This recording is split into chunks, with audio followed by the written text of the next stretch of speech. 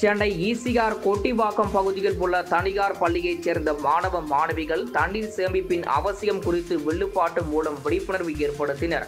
திருவான்மியூர் பாம்பன் சுவாமி கோயில் முன்பு நடைபெற்ற நிகழ்ச்சி பார்வையாளர்களை வெகுவாக கவர்ந்தது.